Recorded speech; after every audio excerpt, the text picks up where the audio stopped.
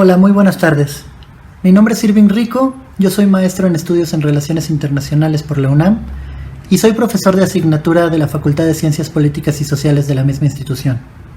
El día de hoy hablaremos un poco sobre la emergencia sanitaria global del COVID-19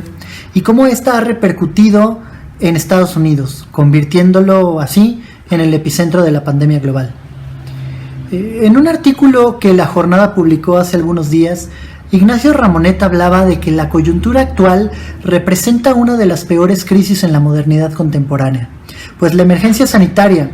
que se traduce en una emergencia económica y social, se engarza con una crisis sistémica y civilizatoria que ha venido resquebrajando el paradigma sobre el cual se ha sostenido históricamente el sistema mundo en su conjunto.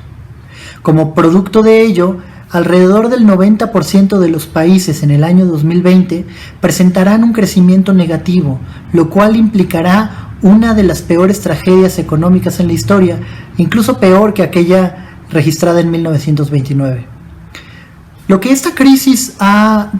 nos ha resaltado es el carácter contradictorio del sistema capitalista en sus formas de reproducción y de producción. El sistema capitalista, para existir, necesita de la producción de desigualdades,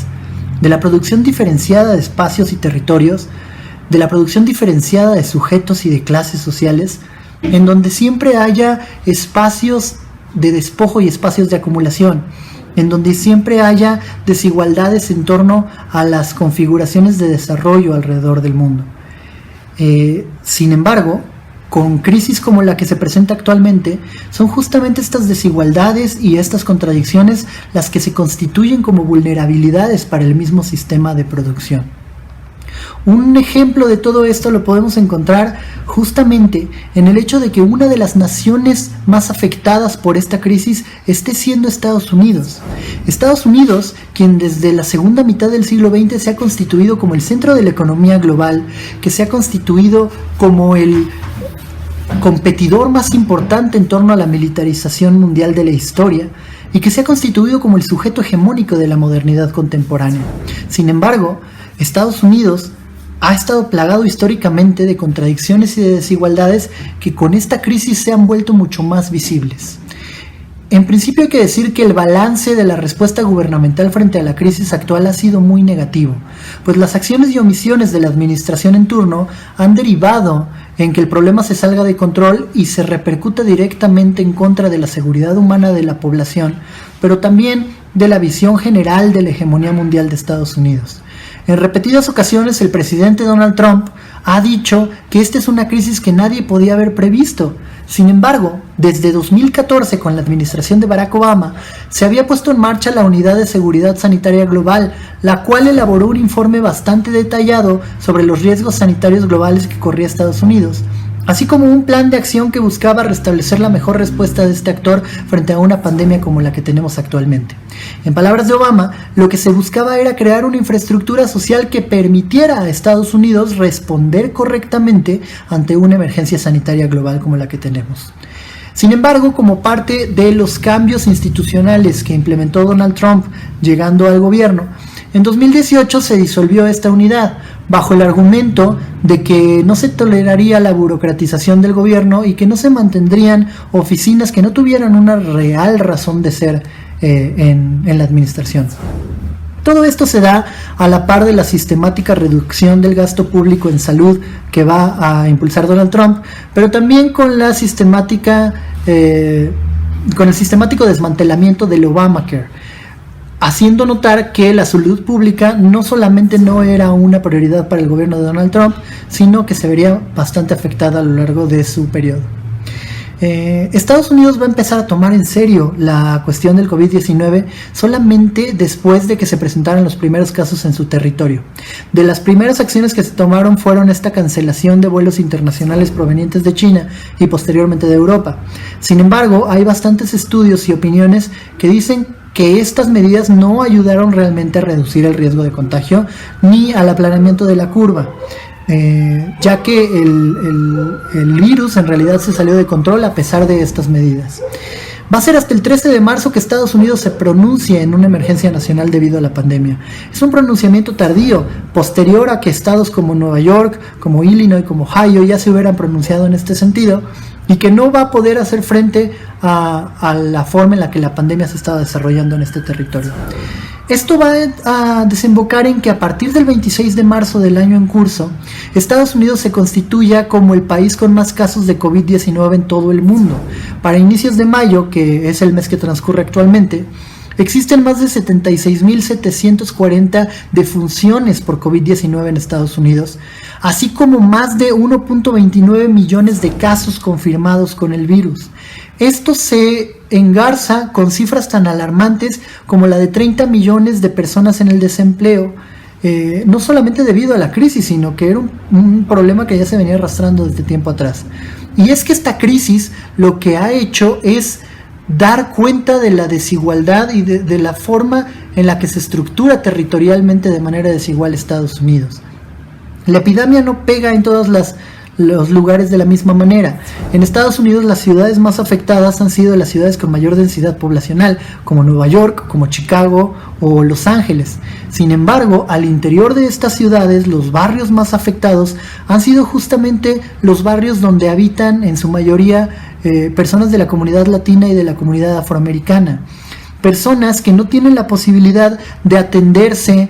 porque no tienen un sistema de salud público idóneo, personas que no tienen la posibilidad de acatar el distanciamiento social porque necesitan de tener fuentes de ingresos constantes, porque no tienen una seguridad laboral, porque no tienen un sueldo fijo, personas que históricamente han venido siendo discriminadas, violentadas, expulsadas, y que con este tipo de crisis se resalta mucho más estas formas de violencia que son propias de la misma fundación histórica de Estados Unidos, pero que en los últimos años se han venido profundizando a través de los crímenes de odio, del recrudecimiento de la violencia estructural, de la radicalización de estas visiones de supremacía racial, entre muchas otras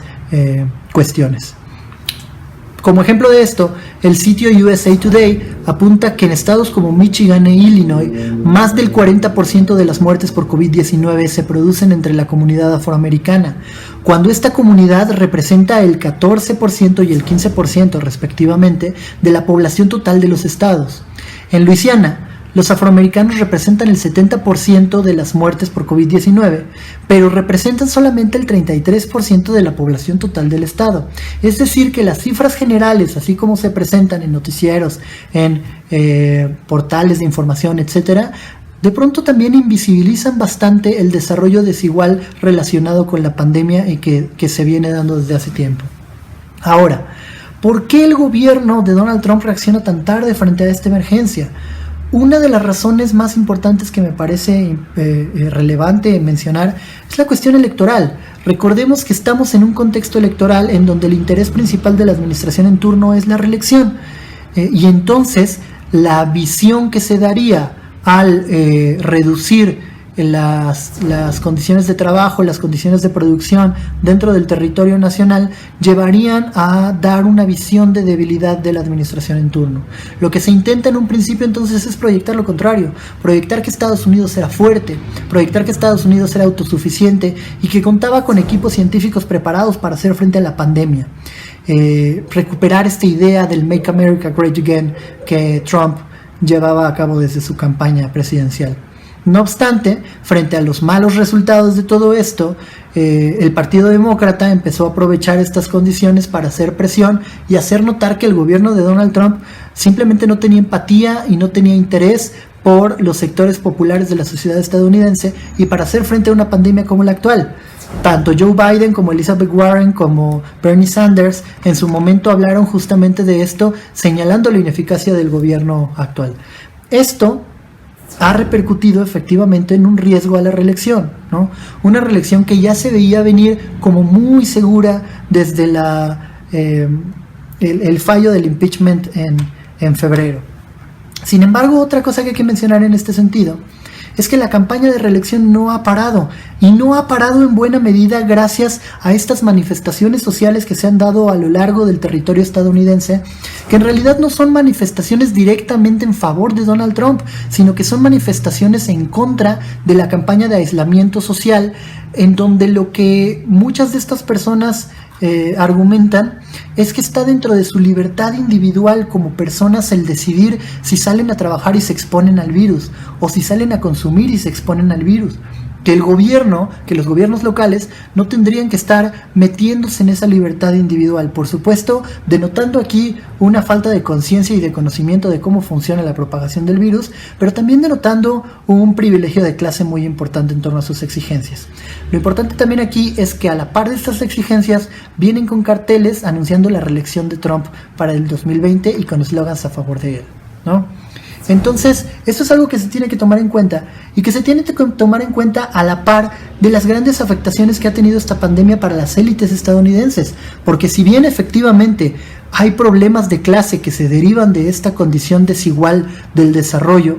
también hay que decir que las grandes élites corporativas, por ejemplo, de la industria petrolera, de la industria gasífera, de la industria pesada, de la industria de transportes y telecomunicaciones, pues también están teniendo afecciones muy importantes, ¿no? Tanto por el distanciamiento social que ha reducido su fuerza de trabajo en este momento, como por la reducción en la oferta y la demanda y las crisis internacionales que están azotando todo el mundo. Por ejemplo, pronunciamientos como el de ExxonMobil, que anuncian una reducción importante en la producción energética, así como en la inversión de capital e infraestructura para este sector, dan cuenta de cómo se está viendo afectada la condición de acumulación de ganancia por parte de estos sujetos corporativos y cómo entonces esta crisis sanitaria global está totalmente articulada con una crisis sistémica del capitalismo en su conjunto. Todo esto se ve reforzado y se ve profundizado con las declaraciones públicas de Donald Trump, declaraciones en torno, por ejemplo, a la cancelación de la parte presupuestal que daba Estados Unidos a la Organización Mundial de la Salud, o como estas profundamente desafortunadas declaraciones como aquella recomendación de tomar cloro y productos de limpieza para el tratamiento de la enfermedad. Con todo esto, lo que quisiera reflexionar con todas y todos ustedes es que las contradicciones del capitalismo histórico acontecen en todos los espacios del capitalismo, incluidos aquellos que conocemos o que entendemos como los centros hegemónicos, que no por ser centros hegemónicos están libres de estas contradicciones, de estas desigualdades y de estas marginalidades. Howard Zinn lo ha hecho referencia a esto durante mucho tiempo, diciendo que en los últimos años la clase media se veía cada vez más afectada por las mismas crisis del capitalismo, y que cada vez más esta clase se iba a ver afectada y no solamente iba a ser entonces un problema relativo a la clase baja, ¿no?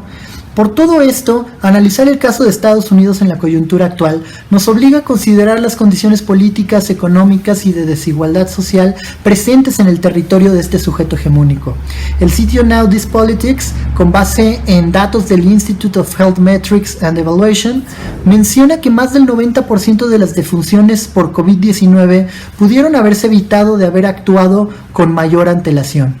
Esta situación, aunada con la crisis financiera, la deuda pública, el déficit, la crisis del petróleo y la carcomida legitimidad del sujeto hegemónico,